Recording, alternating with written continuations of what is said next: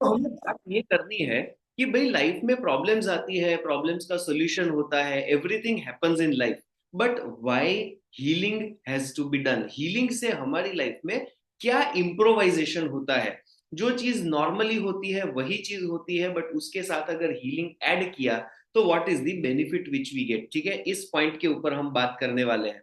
Now think about a situation कि जहां पे आपकी कोई कोई प्रेशियस चीज, मान लो मोबाइल फोन, ठीक है, मोबाइल फोन कहीं पे गए थे और कहीं पे रख दिया, and now you don't know where is your phone. ठीक है, हमको क्या शॉक लगेगा? वो शिट, मेरा फोन आईफोन था या जो भी कोई गैलेक्सी टैब था, वटेवर बड़ा ब्रांडेड फोन था, and now it is gone. So एक सेकंड के लिए झटका लगेगा, उप्स, गॉन। 1 लाख रुपए का फोन गया, 50,000 रुपीज का फोन गया। चलो, फोन जाने दो, आई मीन अमाउंट जाने दो, इतने सारे कॉन्टैक्ट से किसी के साथ बात करनी है, now what will I do? एक माइंड के अंदर एक शॉक लगता है। अब क्या होगा? धीरे धीरे ढूंढेंगे, इसको पूछा उसको पूछा, और कहीं से हमको वो फोन वापस मिल गया। क्या फीलिंग होगा? ओह, थैंक गॉड, राइट? एकदम हार्श वाली फीलिंग हो जाएगी। फाइनली मुझे मेरा फोन वापस मिल गया। सो ये फोन चला गया, ये फोन आ गया, इसके बीच में जो हुआ, that is called trauma. Okay, जब फोन खो जाता है और उस टाइम पे जो हम फील करते हैं, जो एक्सपीरियंस करते हैं, उसको एक ट्रॉमा बोलते हैं। अब ये ट्रॉमा की एनर्जी हमारे ऑरा के अंदर कहीं ना कहीं सर्क्यूलेट होती रहती है। If it is not removed, if it is not taken out, वो ट्रॉमा वहां रहेगा। ठीक है, फोन चला गया, फोन वापस आ गया, but that trauma is the bonus, it is the gift की जो उस इवेंट ने हमको दे दी। Right? So this trauma needs to be removed, और ये रिमूवल का प्रोसेस जो है उसको हीलिंग कहा जाता है। नाउ अलग अलग सिचुएशंस में अलग अलग टाइप्स के ट्रॉमा क्रिएट होते हैं। So all our human human body के साथ जो एनर्जी बॉडी है, उसमें जो चक्रास है, ये सभी चक्रास का किसी ना किसी पर्टिकुलर थॉट या इमोशन या दोनों के साथ एक कनेक्शन है। नाउ जिस टाइप का ट्रॉमा है, उस ट्रॉमा के साथ हमारे चक्रास का कनेक्शन बैठ जाता है। So now when a particular trauma happens, वो एक पर्टिकुलर चक्रा के साथ चिपक गया। Now this chakra will function based on the trauma. ठीक है, कई बार ऐसा होता है कि हमारे पास्ट में कुछ एक्सपीरियंस हुआ है, हम हमेशा ये सोचते हैं कि ये फ्यूचर में भी ऐसा ही होगा। राइट? टिपिकली आजकल कॉलेज के अंदर बच्चों का, whenever we talk we see, कि भाई एक बार किसी लड़के का या किसी लड़की का ब्रेकअप हो जाता है, वो दूसरे किसी लड़के या लड़की के ऊपर विश्वास नहीं कर पाता। क्यों? क्योंकि जो पहले लास्ट ईयर ब्रेकअप हुआ था ना, उसका ट्रॉमा आज भी है। लड़की के साथ हम मिले, लड़की हमको छोड़ के चली गई, हमने लड़की को छोड़ दिया, वॉट एवर हैपेंड, बट उस सिचुएशन में जो ट्रॉमा क्रिएट हुआ, उसकी वजह से आज किसी और के साथ भी रिलेशनशिप पॉजिटिव या अच्छे या लॉन्ग टर्म हम नहीं बना पाते। राइट? दिस इज बिकॉज एक एक्सपीरियंस ने जो हमें ट्रॉमा दिया, उस ट्रॉमा के बेसिस पे हमारे फ्यूचर एक्शंस सारे के सारे उसके बेसिस पे बनने लगते हैं। So we take decisions of the future based on the trauma in the past. कई बार क्या ट्रॉमा हुआ था वो हमें याद भी नहीं होता, and yes, believe me, this happens. So quite some time back हमने एक वर्कशॉप किया था 7x7 फॉरगिवनेस का। ठीक है, आई थिंक हमारे ग्रुप में से तो मोर और लेस कोई नहीं थे, क्योंकि ये ग्रुप के अंदर हमने वो चीज सर्कुलेट नहीं की थी। It was a privately planned session. So वो सेशन के अंदर क्या हुआ, there were a lot of participants. There was one participant जिनका एज ग्रुप होगा समवेयर अराउंड 45-47 ईयर्स के। There was this lady. Now listen to this story very carefully. ठीक है, सो दिस लेडी, 45-47 ईयर्स के लेडी थे। हमने ये 7x7 forgiveness पहले तो एक्सप्लेन किया, और फिर जनरली क्या होता है, वर्कशॉप के एंड में हम वो लाइव करते हैं।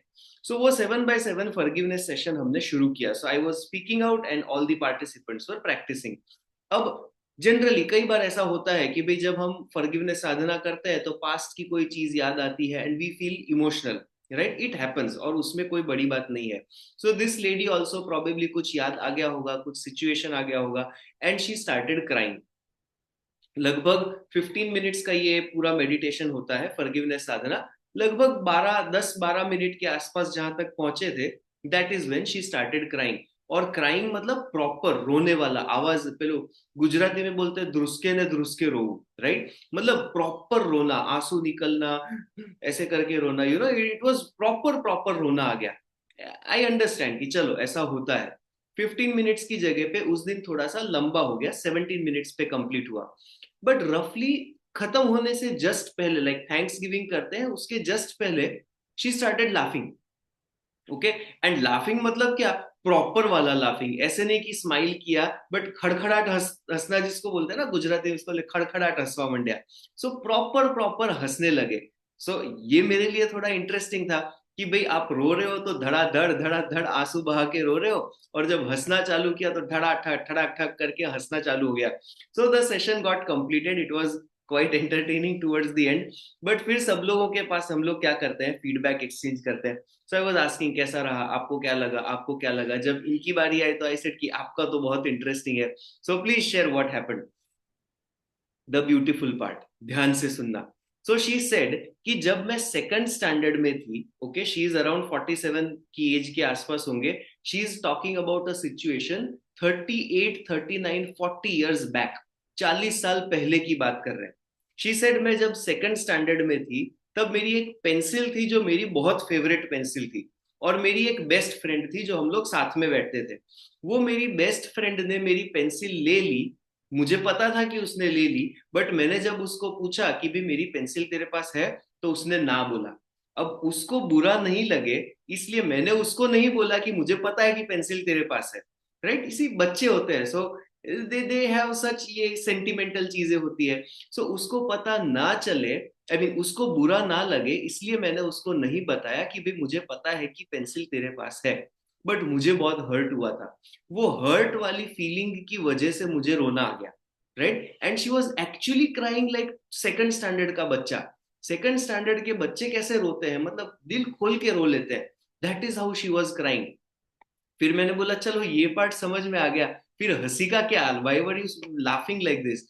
तो बोले कि जब पूरा का पूरा मेडिटेशन, ये फॉरगिवनेस कंप्लीट होने आया, तब मुझे रियलाइज हुआ कि यार सेकंड स्टैंडर्ड में ये सिचुएशन हुआ था, और उसके लिए मैं अभी रो रही हूँ, और वो भी इतना सारा मेरे कंट्रोल में नहीं रहे, ऐसा मैं रो रही हूँ, राइट। सो वो सोच के उनको हंसी आ गई, right. So the most important thing जो यहाँ पे मुझे भी उस दिन समझ में आई, सीखने को मिली, कि भाई हमारे ऑरा के अंदर क्या क्या चीजें पड़ी हैं, हमको कोई आइडिया नहीं है।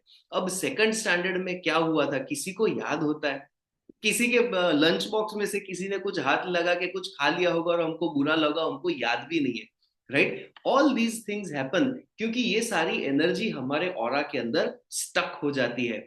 Now for all these years, 39 40 years तक उनके माइंड के अंदर ये चीज अपना घर बना चुकी थी, जो कि इस मेडिटेशन सेशन में निकल गई।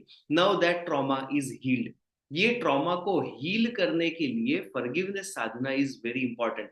अगर फॉरगिवनेस साधना किया है, रेगुलर हीलिंग किया है, यू नो, जनरल क्लेंजिंग करते हैं, सोलर प्लेक्सस चक्रा क्लीनिंग होता है, साइकोथेरेपी करते हैं, ब्रिलियंट वायलेट यूज करते हैं, so many things which we do. ये सारी चीजें जब हम करते हैं तो पास्ट ट्रॉमेटिक एनर्जीज जो है वो निकल जाती है, and we feel more healed, peace of mind हमारे अंदर आता है। सो रिमेंबर, लेवल 3 के अंदर बोला जाता है back solar plexus, suppressions, pent up emotions, ये सारी चीजें वहां पे चिपक जाती है। So when we get healed, तो ये वाला सारा बैगेज जो है वो निकल जाता है। So this is why I always say कि भाई हीलिंग इज वेरी इंपॉर्टेंट। हम लोग जो यहाँ पे एवरी फ्राइडे करते हैं, दैट इज इमोशनल हीलिंग। भले ही चलो हम इंडिविजुअल चक्रास के ऊपर फोकस करके नहीं करते, but what we do is emotional healing. इसके अंदर हमारे ऑरा के अंदर से, इमोशनल बॉडी में से, मेंटल बॉडी में से, एनर्जी बॉडी में से अलग अलग टाइप के डिजीज की एनर्जी को हम निकालते हैं। So Friday session should not be miss. In fact कोई भी सेशन मिस नहीं करना चाहिए। मंडे क्योंकि मेडिटेशन है, वेनसडे क्योंकि प्यूरिफिकेशन है, एंड फ्राइडे क्योंकि हीलिंग है। ये 3 सेशंस तो हमें मिस करना अलाउड ही नहीं है। Okay, so that is what it is. इस अंडरस्टैंडिंग के साथ what we will do, we will practice